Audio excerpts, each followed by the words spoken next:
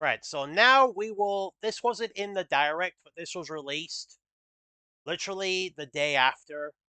So we'll react to this. We're going to react to The Legend of Zelda Echoes of Wisdom. The brand new Zelda game that took the world by complete bleeding surprise. Like, this was only announced 2-3 months ago. A completely brand new Zelda game using the engine of the Link's Awakening remake, where you have Zelda as the main playable character. The land of Hyrule has been torn apart by mysterious rifts. In search of Link and the King of Hyrule, both of whom were stolen away, Princess Zelda must borrow the power of an ethereal creature called Tri. Try. Together, they enter the tears that scar the land in order to save her kingdom. On her journey, Zelda will explore what The lies still within world? the rifts. The still world. This is the still world. This kind of reminds me of Distortion World from Pokemon And Platinum. other items that were swallowed up by the rifts float in the void. It's said they will eventually vanish completely. Exploring the farthest reaches of this world is no easy feat. To do so, Zelda will have to traverse eerie, floating terrain. Because the path is broken up, the echoes you've Right, so to fill in on context or go any further. So in the first trailer, it reveals that Zelda can summon echoes, like duplicates of existing objects you see in the world, like tables, enemies, rocks, that kind of thing. This is a more puzzle-oriented experience, because obviously Zelda is not much of a fighter, save for Smash Bros. That's just to fill you in what it means by echoes. learned can come in handy. Forge your own way Like, you forward see how she's by like creating summoning echoes boxes to and use as chairs and things platforms to bridge to the make gaps. platforms? Massive dungeons Ooh, can there's also be dungeons in the found still deep world. within the still world. Zelda will use her wisdom and echoes to take on enemies and puzzles that stand in her way. Then confront challenging bosses who await her arrival. What to do, though? Overwhelm the boss with echoes? I imagine, like with Or Tears of the combine them to Kingdom, find this unique game ways has around the some nice situation? open, The like, strategy creative is freedom yours to to it. devise. Because, like with Tears of the Kingdom, you are given tools, but you're not given any The still one, world can like, be accessed through means or rifts direction to scattered use them. across Hyrule. And each entry point leads to a location with its own defining features. On her adventure, Zelda must overcome dungeons within the rifts and the mysteries they hold. Without Link or the King, Hyrule's fate rests squarely in Zelda's hands. Oh, this is gonna be a lot of fun. Sword Fire form? When Zelda finds and picks up a mysterious sword, she takes on the Sword Fighter form, allowing her to attack directly. Oh, it is With its Legend of mighty Zelda power, now. she can forge ahead when her path is blocked. Or she can basically fight like Link Strike does. down enemies on her own. Okay, Or battle I like that alongside idea. Echoes. However, she can only stay in Sword Fighter form for a short period of time. When or where you choose to wield this power, So you won't be is able up to you. abuse it.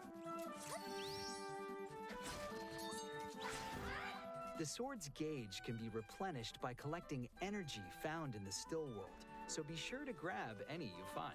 Ah, so it doesn't recharge in the overworld, only in the still world. Inhabitants of Hyrule.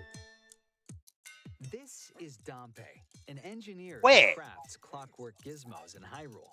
His Wait. extravagant creations are called automatons, Wait. Wait. Dompe? Huh? This is a sequel to the remake, then. For anyone who's not aware, the Link's Awakening game that was released on Game Boy and then that Game Boy Color was fully remade for the Nintendo Switch. And it added a new feature where you could like sort of construct your own dungeons. You couldn't share them online, so they balked it. But this dungeon maker had Dompe. He was an original character specifically for the remake. He wasn't in the original game. So the fact that he's here suggests that this is a definitely a sequel or in the same timeline as the Link's Awakening game, or at least the remake. I don't know, but it's weird because the Legend of Zelda, I mean, it's in the same style, it's in the same engine, and they're using a character from the remake version specifically. So you know. Oh yeah, did anyone see that Nintendo updated their Legend of Zelda timeline? And they confirmed where Breath of the Wild and Tears of the Kingdom are. They are entirely separate from the timeline. Entirely separate. They're not in any timeline. They are their own canon. And I just wonder, I don't know if you think Nintendo could have explained their things. For anyone who's not aware, The Legend of Zelda is broken into 3 timelines, thanks to the Ocarina of Time.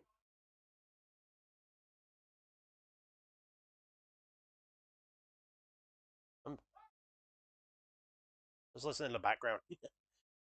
It starts with Skyward Sword, then I think the Four Swords Adventures, and then the timeline of Zelda splits into 3 divergent paths for Ocarina of Time, which was about time travel. One timeline is basically of Link when he was a kid. One timeline where Link went as an adult, and then one timeline where Link died. And each of those follow different paths. Just look it up online, whatever. But each of the timelines have their own games and canons. Like for Wind Waker, Phantom Hourglass, and Spirit Tracks, they're from the adult Link timeline, where basically Link goes back to the past, meaning he's not there to stop Ganon. So the gods like drown the world. And the problem is, with different timelines, different races began to be born.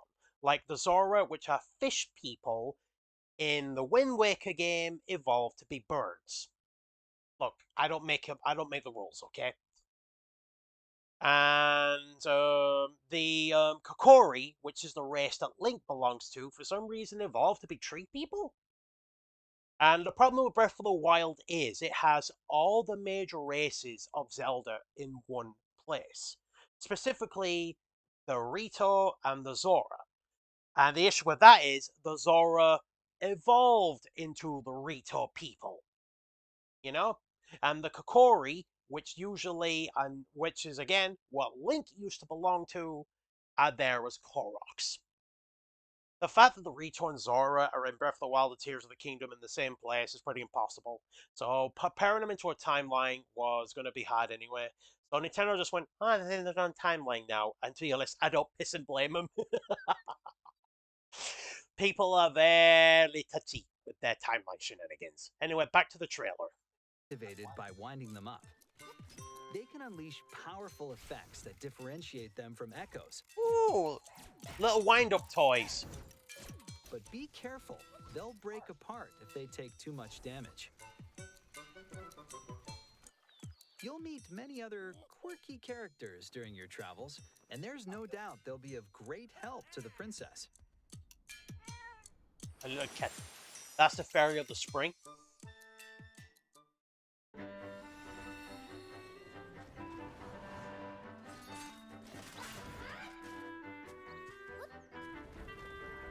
Right.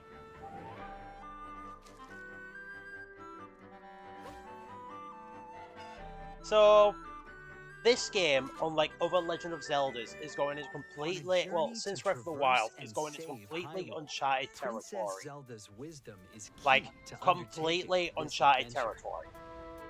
It's a new game. I mean, Zelda's a playable pissing character, with more focus on puzzles than actual combat. Pre-orders are available now on Nintendo eShop. Oh, there's a bit more. Ooh, Link as a playable boss. Eh. Ooh, okay. Alright, I'm not gonna lie, that Switch Lite looks mighty sexy.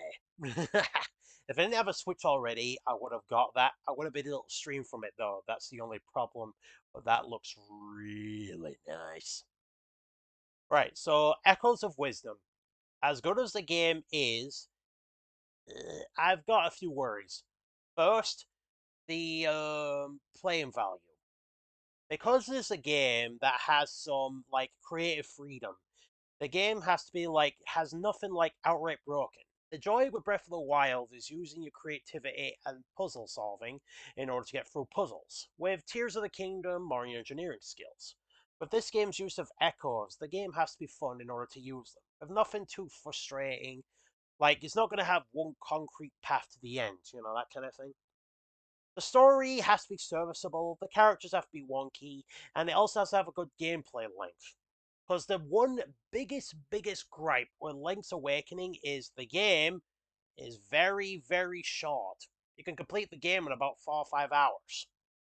This game, like, maybe takes about 12 to 15 hours, maybe. That will be a good plus. But yeah, we'll have to wait and see. Right, last thing on the rejection menu is Sonic the Hedgehog 3. So let's get to that.